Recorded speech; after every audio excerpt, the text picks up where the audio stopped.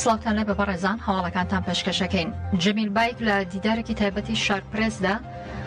باستەوە دەکا پارتی لەسەر هەڵوێستەکانی بەردەوام بێت لە دەروی خواستی ئێمەش بێ مسۆگەر و پێکدادان ڕوودەدا. جەمیل بایک هاوسەرۆکی کۆماچباکین کوردستان کە جەکە لەو دیدارەدا ئاماژە بۆ دەدا ئەگەر فاکتەری پەگەکە و سنگ و گوشاری تێکوشانی باکوور لەسەر دەوڵەتی تورکیا نەبووە ئەوە مسۆگەر تورکیا لومەرجینووی لە عێراق و ستاتوی باشووری کوردستان پەسەند نەدەکرد. ئەو دەڵێ و کەسێک لە گرتوخانەی مراڵی ئەرکی سەرپەرشتی و بەڕێوەبردننی چاپێکەوتنەکانی لەگەڵ ڕێبەر ئاپۆدا لەرسۆ بوو هاکان فیدان بوو. هاکان فیدان بۆ خۆی چەندین جار لەگەڵ ڕێبەر ئاپۆ چاپێکەوتنی کردووە. بەر لەوەش هاکان فیدان لەناو ئەو وەفتەی دەوڵەتدا بووە لەگەڵ بزوتنەوەکەمان چاپێکەوتنیان دەکرد گویا وای خۆی نیشان دەدا کە لایەنگری چارەسەری سیاسی و دیموکراتیانەی کێشەی کوردە، بەڵام ئێستا هەموو کەسێک دەزانێت کە چەندە فەڵواز و درۆزن بووە. جەمیل بای دەشڵێ پارتی زانیاری استخباراتی بە تورکیا دەدات، جێگە و ڕێگام بۆ دابین دەکات، لۆجیستیک و ئارزاقان پێدەدا و لەسەر شوێنی مانەوەی گەریلاکان سیخۆڕی دەکەوە. دیارەکە لە چاپێکەوتنەکان لەگەڵ هاکان فیداندا ئەم هاوکاری و بەکرێگیراوێتیە قوڵتر کراوەوە. سەیرەکە ئەوەیە بەختا ملکەچی داواکارەکانی دەوڵەتی تورکیا نەبوو، بەڵام بەداخەوە هەولێر ملکەچی ئەردۆغان بووە. دەوڵەتی تورکیا بە بەردەوامی بردومانی خاکێڕەمی کوردستان و ڕۆژاوی کوردستان دەکا وڵاتیانی مەدەنی و مڵک و ماڵیان دەکاتە ئامان. چاودێرانی سیاسیش دەڵێن تا کورد یەکگرتوو نەبێ تورکیا بۆ لەناوبردننی کورد بەردەوام دەبێت. یعنی ئەمان نابێ ئەم وتەیە کەمالە تاتۆرێک لەبیرکەین قەت کەمالە تاتۆرێک دەرێ ئێمە محاڵە بەسەرگەلی کورد سەرکەوین. ئەگەر کورد پارچە پارچە نەکەین، ئەگەر پێکدادان ناو کورد دروست نەکەین، یعنی چاک دەزانی ئەگەر کورد هەر کاتێکی ناو خۆ یەکگرتوو نەبی هەمومان دەزانی هەم دەستکەوتەکانی باشووریش و هەم دەستکەوتەکانی وڵاتە پارچەکانی تریش دەکەوێتە ژێر هەڕەشە، دەکەوێتە ژێر لاواز بوون. بۆیە پێویستە ئەمان تەمەنا دەکەین کورد یەکگرتوو بی. ئێستا قۆناغی لێک تێگەیشتن و یەکگرتووی گەلی کوردیشە. بەڕاست دەوڵەتی تورکیا تا ئێستا لە دەستوری خۆیدا دەرێ کورد بوونی نییە، ئیتر هەر ئەوەندە بەسە، یعنی کورد لەگەڵی دەژی نەتەوەیەکە بەلای کوردی بە کوردی قسە دەکات، بە کوردی بیر دەکاتەوە، نەتەوەیەکە زۆر مێژووی کۆنترە لە تورک ئەو دەڵێ بوونی نییە. ئیتر ئەوەندە کافیە کە بزانین ڕێی تورکەکان و خاصەتێکی شێ لەدا و دەوڵەتی تورک جیاواز لەگە وڵاتانی تر. چۆ کێشەی کورد بۆ نمونە لە عێراق زیاتر لەگە دەسەڵاتدارانی عەرەب بووە، نەک لەگە عەرەب خۆی. یعنی ئێمە بە درێژایی مێژوو کە کێشەم و ململانێمانە بوو لەگە حکوومەتی عێراقی، کێشەکە لەگەر حکوومەت و لەگە دەستگای ڕسمی بووە، بەڵام ملەتی عەرەب کەم و زۆر هەمووشەی لەگەر کورد هەبووە، عیلاقاتی هەبووە، ژنوژخوازی هەبووە و زۆرێک لە عیلاقاتی خۆشەویستی و خزمایەتی هەبووە. لە ئێران هەروە، لە سوودی هەروە، بەڵام حاڵەتەکە لە تورکیا جیاوازە. یعنی ئێستا لە تورکیا کە سیستەمێکی دیموکراتیان بۆ خۆیان دروست کردەوە بۆ تورکەکان، ئەگەر حیزبێک بێوێ لە ئینتیخابات لە هەڵبژاردن باشترین دەنگ بێنێ دەبی دژی قەزێک کورد بێت بۆی خەڵکەکە دەنگی پێ بدات. کەواتە کێشەی کورد چۆتە ناو جەماوەر و قاعیدەی تورکی، یعنی وەکو ئایدۆلۆجیا تاچی تورکی و جەماوەری تورکی پێ پەروەردەکراوە بۆ دژایەتی قەزێک کورد بکرێت. شارەزایەکی یاسایی دەڵێ بۆی هێرشە بەردەوامەکانی بۆ سەر خاکەکەی پێویستە عێراق سکاڵای یاسایی لە نەتەوەی گرتوەکان دژی تورکیا تۆمارکە. عەلی تەمیمی شارەزای یاسایی لە عێراقدا لە لێدوانێکدا بۆ ڕۆشتنی سەبارەت بە هێرشەکانی دەوڵەتی تورکیا بۆ سەر ناوچەکانی هەرێمی کوردستان وەرەوە چەندین ناوچەی دیکە عێراق بەم جۆرە زانیاری خستۆتە ڕوو. دەڵێ هێرشەکانی تورکیا پێشێلکردنی ڕێکەوتنناوی نەتەوەی گرتوەکانە، هەر بۆی عێراق مافی ئەوەی هەیە لە نەتەوەی گرتوەکاندا سکاڵا لەسەر تورکیا تۆمارکە و تورکیا بخاتە ژێر سزای بەرگەی حەوتەوە. ئەو دەڵێ بەرگەی حەوتی نەتەوەی گرتوەکان تایبەتە بە پێشێلکردنی سەروەری وڵاتان وە سزاکەی خۆی دەبینێتەوە لە گەماڕۆی ئابووری سەربازی لەلایەن نەتەوەی گرتوەکانەوە بۆ سەر وڵاتانی هێرشبەر. ئەوە شخصەتە ڕوو هەموو وڵاتێکی ئەندامی نەتەوەی گرتوەکان سەروەری خاکەکەی ڕێز لێگیراوە و ئەم پێشێلکارانەی تورکیا بە دەستدرێژی بۆ سەر عێراق دادەنرێ. هونەرمەند ئەحسان زیرەک سەبارەت بە هێرشەکانی دەوڵەتی تورکیا بۆ سەر هەرێمی کوردستان دەڵێت پێویستە هێزە کوردیەکانی گرتوو بن تاوەکو مەترسیەکانی سەر قاوەرەی هەرێم زیاتر نەبێ، بۆی ئەگەر وڵات خاوەنێکی دڵسۆز و هێزێکی پتەوی هەبووە لە بەرامبەر هێرشەکان وەڵامێکی توندی بدرێتەوە، دەوڵەتی تورک نەیدەتوانی بەردەوام بێت لەسەر هێرشەکانی. سەبارەت بەو بردومانانەی تورکیا، یعنی وەکو جەنابەت فەرموو وردە وردە جارێ ئەوزار گوندەکان بوو ئیستا بە چاو ئەبیرێ بە ئاشکرا گواستێتەوە، یعنی خەریکە بێت بۆ شارەکانیش دەوروبەر شارەکانیش تەنانەت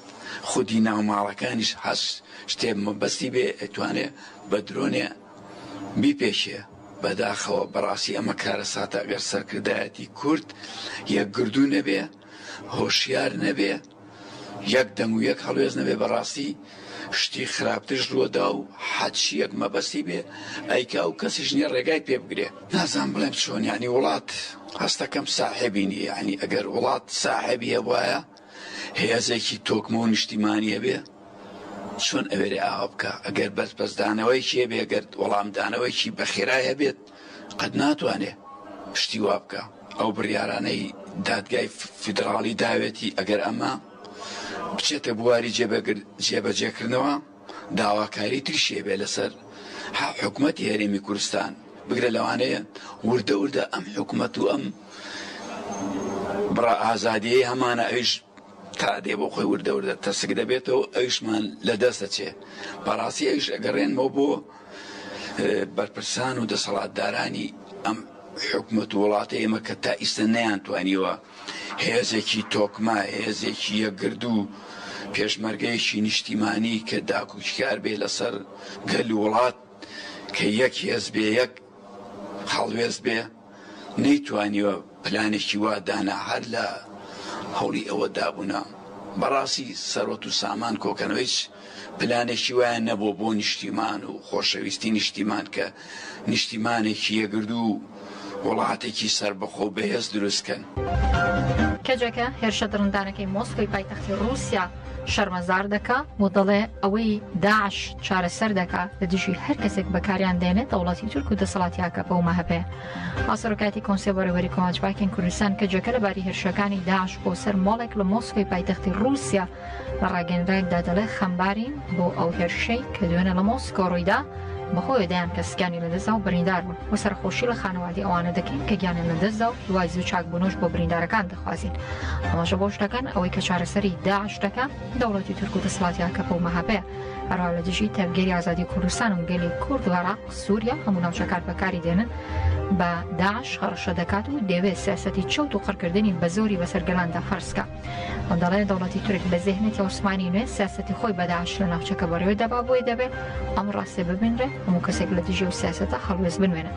ڕاشیگاندووە ئاشکرا هێرشەکەی مۆسکۆ لەسەر ئەم بنەمای پێکاتوە کە دەوڵەتی تورک دەوێت داخوازیەکانی لە رووسیا بەدەست بێنێت پێشتریش لە ئێران ئەم کردووە ئەنجامدا و لە ڕاستیدا و هێرشانی دەوڵەتی تورک بە داعش ئەنجامیدا هاوسەرۆکاتی کۆنسەی بەڕێوەری کەجێکەش دەڵێ نەورۆزی 2024ێکێکا لە نەورۆزە ڕشکۆدارەکانی ئەم ساڵانی دوایی گەلی کورد نیشانیدا کە گوشار و نکۆڵیکردن بەنجام دەمێنێتەوە پێشکەوتنی ئاستی تەکنیکی و تاکتیکی گەریلا و ئیرادەیەکی بێوێنەی بەگەلەکەمان بەخشیوە هاوسەرۆکاتی کۆنسەی بەڕێوەبەرایەتی کۆمەڵگەی کوردستان کەجێکە لەبارەی بەڕێوەچوونی ئاهەنگە ملیۆنەکەی پیرۆزکردنی جەژنی نەورۆز ڕاگەنرایەکی بڵاو کردووە و دەڵێت گەلی کورد پیشانیدا کە گوشار و نکۆڵیکردن و لەناوبردن و قەرکردن بێدەرەنجام دەبێت وە گەلی کورد تێکۆشان و بەرخۆدانی خۆی بەرامبەر ئەم سەپاندنانە بەسەر دەکا و بەردەوام دەبێت بۆیە نەورۆزی 2024 بوو بە وەڵامێکی بەهێز لە بەرامبەر سیاسەتە قڕکەرەکانی دەسەڵاتداری ئاکەپە و مافی فاشست کە دوژمنی کوردانە بە دەڵێم سیاسەتە بێ ئەنجام دەمێنێتەوە. بنەماڵەی ڕێبەر عەبدوڵڵا ئۆجۆلان وازیندانیانی دیکە ئەمرالی بۆی بتوانن سەردانی ئیمرالی بکەن جارێکی دیکە داواکاریان پێشکەش کرد. دوێنێ محەممەد ئۆجۆلان برای ڕێبەر عەبدوڵڵا ئۆجۆلان و پارێزەرەکەی مۆسڵم دینچ بۆ داواکردنی ئەنجامدانی دیدەرس سەردانی داواکاری گشتی کۆماری لە بورسا و بەڕێوەبەرایەتی زیندانی ئیمرالی کرد. هەروەها عەلی کۆنار برای عومەر خێری کۆنار وڵات هێڵدرم برای حامڵ هێڵدرم و مەلی حاجەتیان خوشکەوەی سیاکتاش کەوانیش لە زیندانی ئیمرالی زیندانی کراون بۆ مەبەستی دیدار داواکاریان پێشکەش کرد. جێگای ئاماژەیە لە 25 ئاداری 2021 زانیارێک لەبارەی ڕێبەر عەبدوڵڵا ئۆجۆلانەوە بەردەست نییە. چالاکیە شەگری دادپەروەری بنەماڵەی زیندانیانی سیاسی لە شارەکانی مێردین ئێلح ئیستانبول ئامادە باکووری کوردستان بەردەوامە. لە مێردین مای 75 ڕۆژە بەردەوامە گەنجانی ڕێکخراوی چەک و سوسیالیستەکانی ئەوروپا لەسەر بانگوازی ئەنجومەنی گەنجانی دەمپارتی لە کوردستان و سەردانی چالاکوانانیان کرد و گەنجان ڕایانگەاندووە کە پشتگیری لە داواکانی چالاکوانان دەکەن و لە ئامەدیشەوە پشتگیری دادپەروەری کە لە شاری ئامەد بە پێشەنگاتی کۆمەڵی هاوکاری بنەماڵی زیندانیان دەستی پێکردووە لە 109 ڕۆژدا بەردەوامە و بەشداربوانی شگری و دروشمی گۆشەگیری تاوان تش بە مرۆڤایەتی داواکارەکانیان دەربڕیوە. لە ئێلحەیش پشتگیری دادپەروەری لە 51مین ڕۆژدا بەردەوامە چالاکیەکان بە دروشمین گۆشەگیری تاوانەکە دژی مرۆڤایەتی با بە دادپەروەری گۆشەگیری بشکێنین با ببینە دنگی زیندانەکان بەردەوام بوو. لە ئیستانبوڵی چالاکیە شگری دادپەروەری بە پێشەنگاتی کۆمەڵی یارمەتی پشتیوانان لە زیندانیان و بنەماڵی حکم و دراوەکان دەسی پێگرو لە 101مین ڕۆژدا بەردەوامە. زۆربەی تاوانەکانی ئەنفال و کیمە باران کە لەلایەن ڕژێمی باسی فاشیستەوە بەرامبەر بە گەلی باشووری کوردستان ئەنجام درا و باوکاری و چاوسافی خاینەکانی ناوخۆکراوە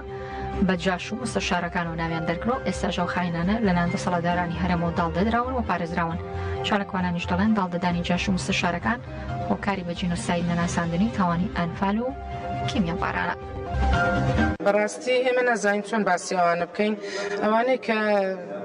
پەنایەنەدەن بە چاودیارن چێ پەنایەنەدا ڕەنبێ لەبەر منفعەتی خۆیان بێ کە پەنایەنەدەن ڕەنبێ بیانەوەی هەموو شتێک ئاشکرانەکەن بۆیە پەنایەنەدەن دەنا ئەوانەی کە خەڵکیان ئەنفال کرد و ئەوانەی بوون بە سەبەبی ئەم هەموو ئەنفال و ئەنفالچی و ئەم هەموو مناڵە نازدارە زیندە چاڵکرا هەموو گەنجی کوردستان زیندە چاڵکرا هەموو کەس دەزانێت چێ و چێ پەنایەنەدا. بەس بەداخەوە تا ئێستا ئەوە زۆر بەزەقی دیارە، نازانم بۆ دادگاییان ناکەن، نازانم بۆ یەکی وەکو قاسماغا تا ئێستا لە هەولێر دانیشتۆ لە پاڵپشتی پارتیە بۆ پارتی نایداتە دادگا. چەندین کێسی هەیە بەرامبەری، چەندین کەس شکاتی لێ کردووە، یعنی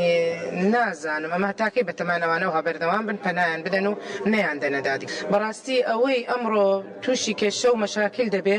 هەمووی من لە سای سەری ئەوانەوەی دەزانم، هەمووی هەر ئەوانن بڕۆ هەر یەزیدی هەر تا ئێستاش ئەنفالمان لێ دەکرێت بەس بە خۆمان نازانین، تا ئێستاش ئەنفالمان لێ با ئەنفالمان لێ دەکرێت، تا ئێستاش هەر ڕۆژەی کەسێکمان بزر دەبێ هەر ڕۆژی لاوێکمان بزر دەبێ ئەوە ئەنفال نییە، ئەمە ئەنفالی تاکتاکی پێ دەڵێن. میادانە هەموو کاتێ هەموو ساڵێکەیە دەکرێتەوە کۆمەڵێ برین، کۆمەڵێ زام، کۆمەڵێ هەست و شعور بریندار ئەکات بەداخەوە لەبەر ئەوەی ئەنفال و کیمیا باران و ئەو نەهامەتی کە ڕۆژانە و تاکو ێسش کۆمەڵکژی کورد کە ئەکرێ نە حکوومەتی هەریەم نە ڕێکخراوە نێودەوڵەتیەکان نە دام و دەستگای نێودەوڵەتیەکان هیچ کەسی لەسری ناتوت جواب و ئەم حکوومەتی خۆمان ئێمە بابین لە پێشە زەمی حکوومەتی خۆمان بکەین، حکوومەتی خۆمان کە دروست بوو لەسەر لاشەی خەڵکی کوردستان، لەسەر خوێنی خەڵکی کوردستان و بە تێکوشانی خەڵکی قوربانیدانی خەڵکی کوردستان دروست بوو. بەداخەوە ئەوەی چاوەڕوان نەکرا لە حزب و حکوومەتانە ئەو بووکەوە ببێتە پشت و پەنا بۆ خەڵکی کورد، مافەکانی کورد دەستەبەرکە کورد بپارێزی خاکی کوردستان پارێزێ، بەڵام بەداخەوە ئەمانە هاتن ئەنفالچی و جاش و مستەشار و استخبارات و کورد کوژەکانیان هەموو لە خۆیان کۆ کردەوە. سەر ڕاوێ کە لە خۆیان کۆ کردەوە کارێکی خراپتریان کرد کە بەرپرسیارەتیاندا پێیان. ئێستا لە لای هەردوو حزبی دەسەڵاتدار و هەردوو حزبی دەسڕۆ کۆمەڵێ جاش و استخبارات و کوڕەجاش و مەفرەزە خاسە و ئەمن و ئەمانە هەیە هەمووی بەڵادەستن. ئەمڕۆ کۆڵبەرێک لە سنووری شارچکەی نەوسودی ڕۆژهەڵاتی کوردستان لە کاتی کۆڵبەری بە تەقی ڕاستەوخۆی هێزە چەکدارەکان ئێران کوشا و ڕێکخراوی مەفهوم بەویش هەنگاویش ڕاگەنرایەکدا شکرای کردووە کە ئەمڕۆ شەمە هێزە چەکدارەکانی ڕژێمی ئێران لە سنووری نەوسود تەقیان لە کۆڵبەران کردو بەهۆی کۆڵبەرێک